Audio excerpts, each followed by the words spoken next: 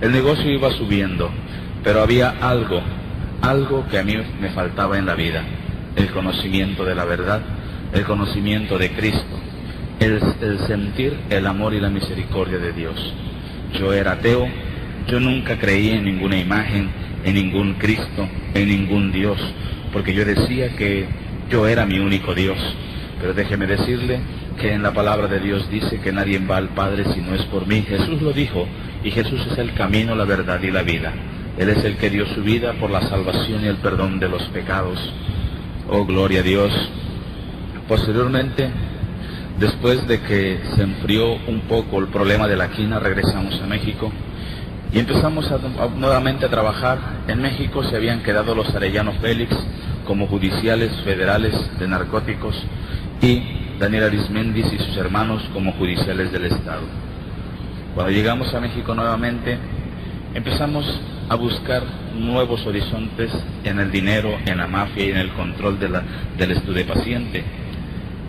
Y nos fuimos a encontrar con Amado Carrillo Pérez, el Señor de los Cielos. En la actualidad la prensa y la radio dicen que Amado Carrillo está muerto, pero Amado Carrillo en la actualidad radica en Colombia. Nos pusimos a trabajar con Amado Carrillo durante algún tiempo, hasta que se presentó Satanás pidiéndome tributo.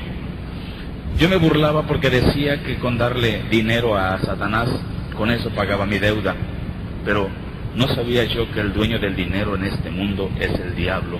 En la actualidad el dueño de mi vida se llama Jesús de Nazaret. Cuando Satanás empezó a pedirme tributo, yo le dije, bueno, ¿qué cosa es lo que quieres? Y él me dijo que quería sangre. Yo todavía le dije, bueno, ¿sangre para qué? ¿Acaso los que están en el infierno están muy anémicos? Y él me dijo que quería sangre de santos.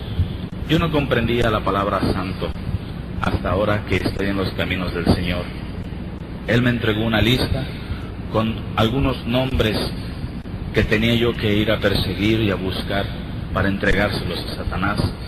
Estos nombres se encontraban en Puerto Rico, en Venezuela, en Nicaragua, en Panamá, en Costa Rica, en Colombia, en México, en Estados Unidos. Y estos hombres, los que estaban escritos en esa hoja, eran nada menos que pastores evangélicos pentecosteses. Y empezó la persecución de pastores. Yo me introducía a las iglesias y sacaba a los pastores, los amenazaba con un arma en la mano. Pero pasaba algo grandioso en esos momentos. La iglesia clamaba la sangre de Cristo. Yo no comprendía.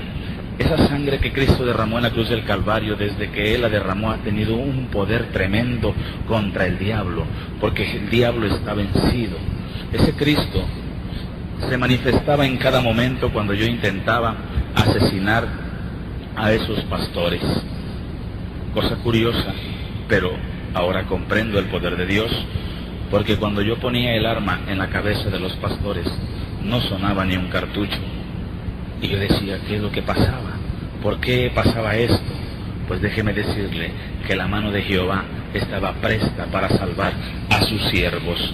Eso lo he comprobado porque ahora como cristiano, como siervo de Dios, han intentado asesinarme en 2 ocasiones. Una en un templo, otra en una campaña. Y la última fue de que nos dieron veneno en la comida a mí y a mi esposa. Pero hemos comprendido la misericordia de Dios, porque Dios nos ha salvado de la muerte, y aquí comprendo yo por qué esos pastores no podían morir, porque Jehová estaba allí presente. Hermano pastor que me escuche, quiero decirle que si usted se rinde completamente al Señor, si usted predica la verdad, si usted habla con autoridad de Cristo, el diablo no tocará ni a usted ni a su simiente, porque usted es un escogido del Señor. Oh, gloria a Dios. Cuando eso sucedió y no pude asesinar a los pastores, el diablo empezó a enviarme a las cárceles. Yo fui objeto de las peores torturas que existen en las cárceles. Se me tomaba preso y me guindaban en una viga con las esposas y empezaban a golpearme brutalmente, hasta hacerme orinar, vomitar sangre y tirar sangre por la nariz. Cuando me quitaban de esa viga, me sentaban en una silla, me esposaban hacia atrás y enfrente de mí aparecían varios tehuacanes, entre 6 y 7 tehuacanes con chile vinagre dentro. me tapaban la boca con una franela, me hacían la cabeza hacia atrás y me echaban el tehuacán por las narices. Cuando terminaban de echarme el tehuacán me golpeaban el estómago, y cuando me sacaban la franela era sangre lo que yo vomitaba. Las uñas de mis dedos de mis pies se me arrancaron con pinzas, se me echaba vinagre y sal para sacarme la verdad, pero nunca pudieron sacarme la verdad. La única verdad que estás escuchando la ha sacado Jesucristo, sin necesidad de torturas. Solamente con su palabra, con su amor, con su misericordia, es el que ha sacado esta verdad que ahora escuchas. Esta verdad es para que reflexiones y veas el poder de Dios. Aun si no crees todavía en el poder de Dios, es para que creas que Jesucristo es el Hijo de Dios, y que Jesucristo vino a libertar al cautivo, vino a levantar al caído, vino a sanar al enfermo, porque Él es la vida, Él es la eternidad, por siempre y para siempre. Gloria a Dios. Posteriormente, en las cárceles no se me comprobaba nada. Fui prisionero de 7 reclusorios. El primer reclusorio fue el de Villahermosa, Tabasco. El segundo reclusorio fue en Coatzacoalcos, Veracruz. El tercer reclusorio fue en Cerro Hueco, Chiapas. El cuarto fue en Guatemala, en el Centro Militar Federal de Guatemala. El quinto reclusorio fue en Houston, Texas, en el Reclusion Center de Houston, Texas, el reclusorio de la DEA. El sexto, el reclusorio Oriente en México. Y el último reclusorio en donde de allí salí para predicar el Evangelio fue Almoloya de Juárez, en la Ciudad de México.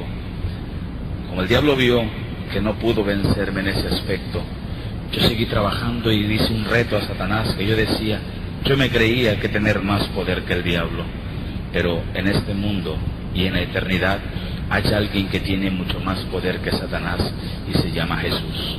Oh, gloria a Dios. Yo seguí narcotraficando con armas y contacté un negocio muy importante en Tuxtla Gutiérrez, Chiapas, el negocio del tráfico de armas.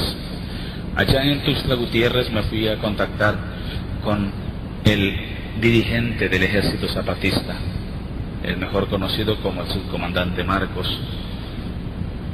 En Chiapas, el Ejército Zapatista está allí acuartelado, pero no es para darle guerra al gobierno. El Ejército Zapatista tiene otro nombre, y el verdadero nombre de este ejército se llama Sendero Luminoso. Es un ejército sudamericano que está escondido en este país, y que el clero católico lo está manteniendo, dándole alimento, dándole comida e incluso dándole dinero. El clero católico tiene al Ejército Zapatista en su mando. En San Juan Chamula, una región de Chiapas, el Ejército Zapatista cometió el crimen más atroz que usted se puede imaginar, que usted haya visto o que usted haya escuchado.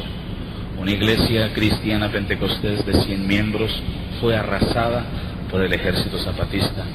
La orden la dio Domingo Ruiz, primo hermano del subcomandante Marcos. En la actualidad en San Juan Chamula se vive algo tremendo. Los cristianos no pueden orar ni alabar el nombre del Señor, sino hasta en la madrugada y en lo alto de los cerros. El verdadero subcomandante Marcos se llama Samuel Ruiz, ex obispo de Tuxtla Gutiérrez, Chiapas. Chiapas estuvo a punto de perderse en inundaciones, pero la misericordia de muchos, como usted y como yo, que clamaron por la vida de los chiapanecos, Chiapas fue salvado. Y sigue la persecución. Esto significa que son principios de dolores, porque la Biblia lo indica, que la iglesia pasará principios de dolores antes del arrebatamiento. Después de haber contactado con el subcomandante Marcos, yo me fui a los Estados Unidos y empezamos a trabajar hasta que llegó una invitación a trabajar con Carlos Salinas de Gortari, y nos venimos a México y empezamos a contactar con Carlos Salinas de Gortari. Carlos Salinas de Gortari empezó a darnos órdenes para empezar a liquidar a gente que le estorbaba dentro de su gabinete. Pero también había alguien que le estorbaba en el clero católico. Posadas Ocampo, un sacerdote que fue asesinado en el aeropuerto en Guadalajara, Jalisco. La gente, el radio y la televisión dice que fue una equivocación. Déjeme decirle que